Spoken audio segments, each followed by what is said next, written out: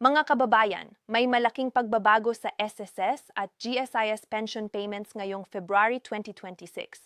Kung isa ka sa mga senior citizens o empleyado na umaasa sa pensyon, maaaring maapektuhan ang iyong bank account. Huwag palampasin ang mga detalye dahil ibabahagi ko lahat ng update at tips para hindi ka mabigla sa pagbabago. Kung gusto mong laging updated sa SSS at GSIS updates, pension news at financial alert sa Pilipinas, i-click ang subscribe at i-hit ang bell icon. Dito lang sa channel namin makukuha ang pinakabagong impormasyon para sa atin mismo. Bagong pensyon at bayad update sa Pilipinas Feb 2026.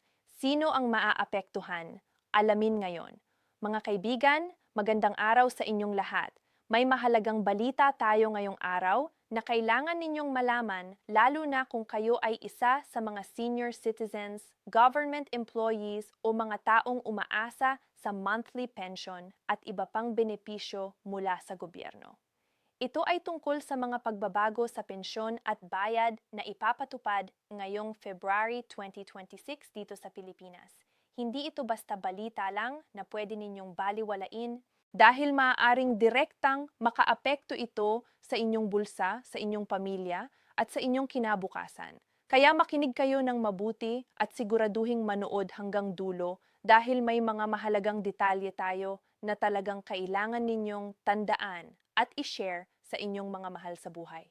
Sa una sa lahat, pag-usapan natin kung bakit ba napakahalagang bantayan ang mga ganitong update sa pension at government benefits. Alam naman natin na sa kasalukuyang panahon, ang bawat piso ay may malaking halaga. Ang presyo ng bilihin ay patuloy na tumataas. Ang kuryente at tubig ay dumarami ang singil at ang transportation costs ay hindi rin bumababa. Para sa mga taong umaasa sa fixed income tulad ng mga pensioner, bawat pagbabago sa kanilang monthly pension ay may malaking impact sa kanilang araw-araw na pamumuhay. Kaya naman kailangan nating maging updated at handa sa anumang pagbabago na maaaring dumating. Ngayong February 2026, may ilang mahahalagang adjustments na nakatakda ng ipatupad ang iba't ibang government agencies na namamahala sa pension at benefits ng ating mga kababayan. Ang mga pagbabagong ito ay resulta ng iba't ibang factors tulad ng inflation rate, economic conditions ng bansa, at syempre ang mga bagong policies na inaprubahan ng ating mga lawmakers. Hindi lahat ng pagbabagong ito ay magiging favorable sa lahat at hindi rin lahat ay magiging negative. Ang importante ay maintindihan natin kung paano tayo maaapektuhan at ano ang mga hakbang na kailangan nating gawin. Para sa ating mga senior citizens na tumatanggap ng Social Security System or SSS pension, may mga particular na updates na kailangan ninyong malaman. Ang SSS ay isa sa pinakamalaking social insurance program sa bansa at tumutulong sa milyon-milyong Pilipino na may financial security pagdating ng panahon ng retirement disability o kaya naman ay sa kanilang mga beneficiaries sakaling mamatay ang primary member. Ang adjustments na ginagawa ng SS ay hindi basta-basta lang at sinusunod nila ang Republic Act 11999 o ang Social Security Act of 2018 na nag-mandate ng periodic increases sa pension benefits upang makahabol sa inflation at rising cost of living. Batay sa latest announcements, ang SSS ay patuloy na tumutupad sa phased pension increases na sinimulan noong nakaraang mga taon. Ang mga nakakatanggap ng SSS pension na nag-retire bago ang 2018 ay patuloy na makikinabang sa gradual increases na ito. Ngayong 2026, ang expected increase ay umaabot sa around 1,000 additional sa current pension rates ng mga qualified members.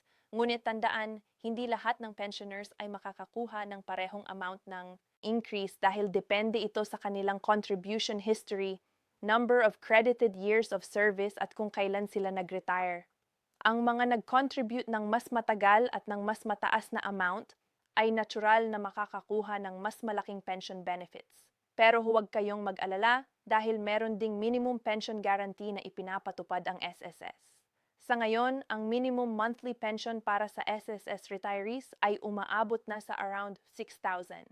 At may mga usapang itaas pa ito ngayong taon upang mas makatulong sa ating mga senior citizens na talagang nahihirapan sa daily expenses. Ang increase na ito ay hindi lang nakatulong sa kanilang basic needs, kundi nagbibigay din ng kaunting relief sa mga gastusin sa healthcare, maintenance medicines at iba pang essential needs ng ating mga nakatatanda. Ngayon naman, para sa mga government employees na members ng Government Service Insurance System o GSIS, may mga specific updates din para sa inyo. Ang GSIS ay nag-manage ng retirement insurance at iba pang benefits ng mahigit 2 milyong government workers sa buong bansa. Tulad ng SSS, ang GSIS ay sumusunod din sa kanilang own set of rules and regulations when it comes to pension adjustments.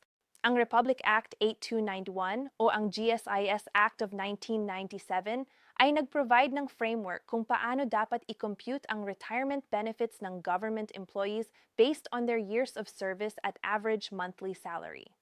Ang mahalagang update para sa GSIS members ngayong February 2026 ay ang implementation ng salary standardization adjustments na nakakaapekto sa pension computation ng mga bagong retires.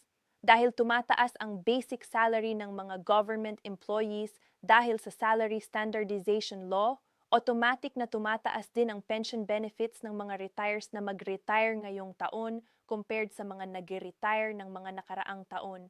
Ito ay magandang balita para sa mga planong mag-retire soon dahil mas mataas ang pensyon na kanilang matatanggap compared sa dati. However, may mga kondisyon din ito at kailangan mong mag-qualify sa minimum years of service requirement na 15 years. Para sa optional retirement at sa compulsory retirement age para makuha ang full benefits. Bukod sa SS at GSIS, pag-usapan din natin ang updates para sa mga overseas Filipino workers or OFWs na members ng different government programs. Ang Philippine Overseas Employment Administration or POEA at ang Overseas Workers Welfare Administration o OWA ay may mga programs din para sa ating mga kababayang naghahanap buhay sa ibang bansa. Maraming OFWs ang nagko-contribute din sa SSS habang nagtatrabaho abroad upang sigurado na may retirement benefit sila pagbalik nila dito sa Pilipinas. Ang recent updates ay nag-encourage sa mas maraming OFWs na mag-contribute regularly dahil may mga bagong benefits at incentives na inaalok ang gobyerno.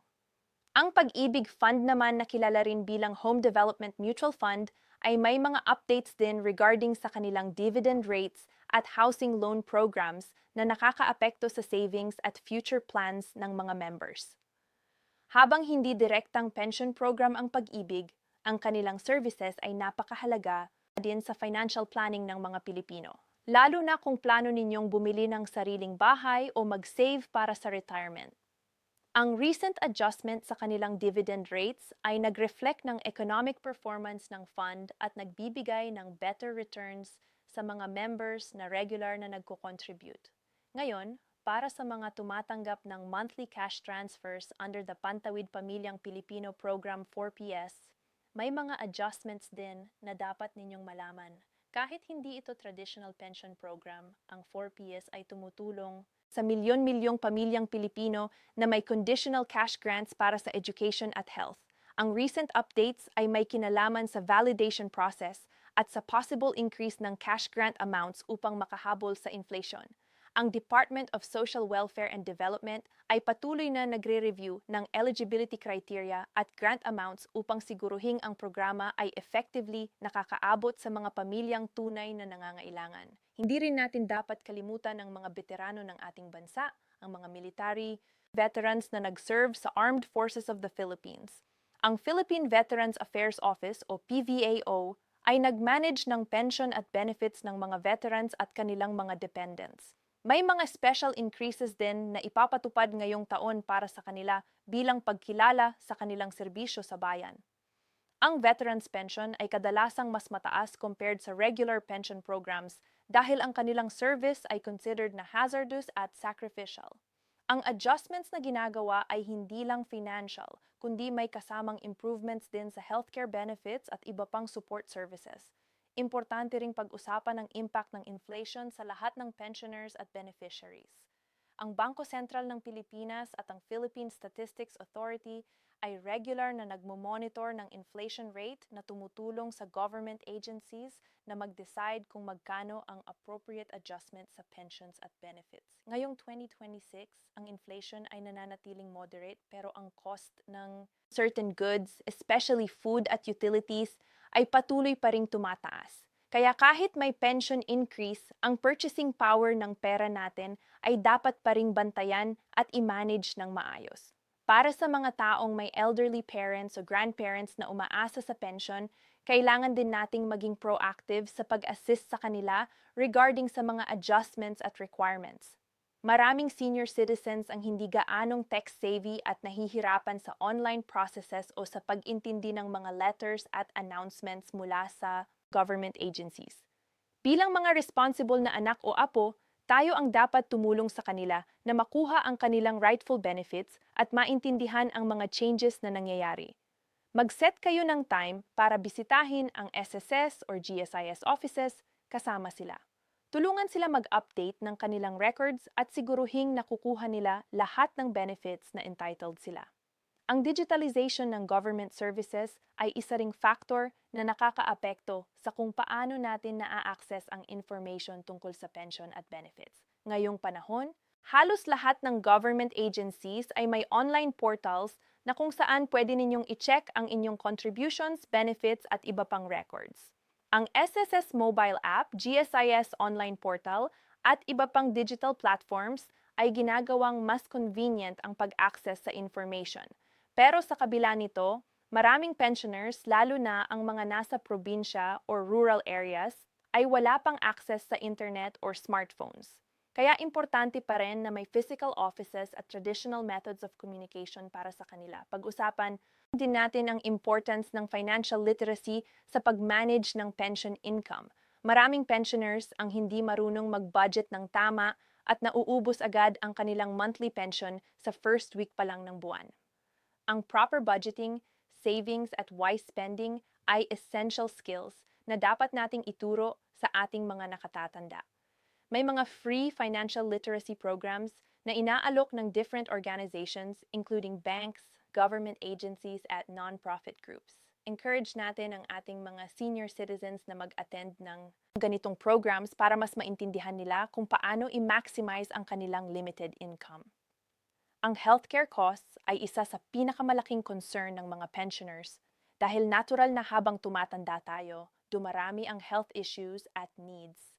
Ang PhilHealth coverage ay napakahalaga kaya dapat siguruhing updated ang membership ng ating mga seniors. May mga programs din ang government na nag-aalok ng free medicines at healthcare services para sa senior citizens through the local health centers at barangay health stations. Gamitin natin ang mga ganitong programs upang mabawasan ang out-of-pocket expenses para sa healthcare at mas marami pang matira sa pensyon para sa iba pangailangan. Regarding sa mga scams at fraud na targeting senior citizens at pensioners, kailangan din nating maging vigilant.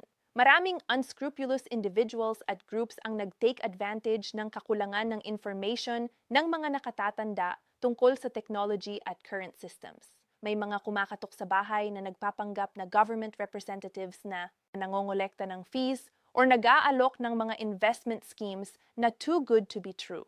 Remind natin ang ating mga seniors na never magbigay ng personal information, PIN codes or pera sa mga taong hindi verified at legitimate representatives ng government agencies. Lahat ng legitimate transactions ay may proper documentation at hindi dapat cash-based lang.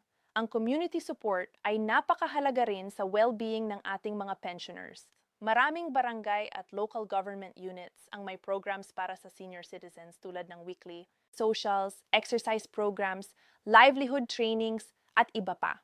Ang mga ganitong activities ay hindi lang nakakatulong sa physical at mental health ng seniors, kundi nag-provide din ng sense of community at belongingness. Encourage natin ang ating mga nakatatanda na makiisa sa mga community programs na available sa kanilang area upang masing at enjoyable ang kanilang retirement years. Para sa mga planong mag-retire soon, ang advanced planning ay crucial. Huwag antayin na last minute na bago mag-process ng retirement papers dahil may mga requirements at processing times na kailangan sundin.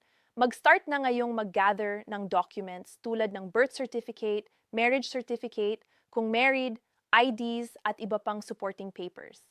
Mag-consult din sa SSS o GSIS tungkol sa status ng contributions at kung may mga kulang pa na dapat bayaran para ma-maximize ang pension benefits.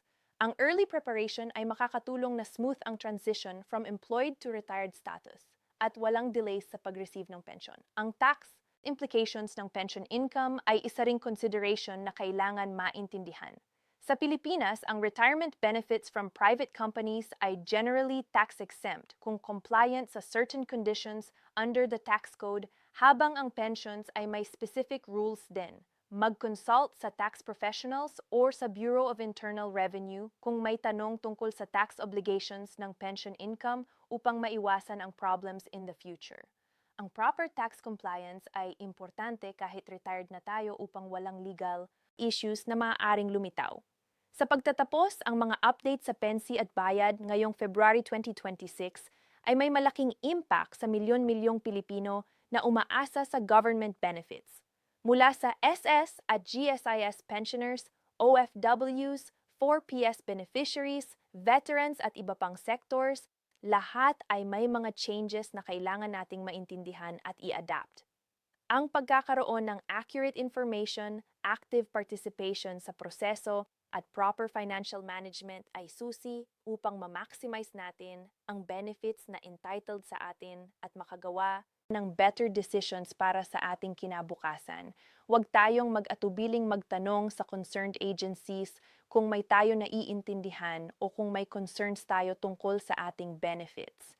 Remember, karapatan natin ang makakuha ng tamang information at ng mabuting serbisyo mula sa government.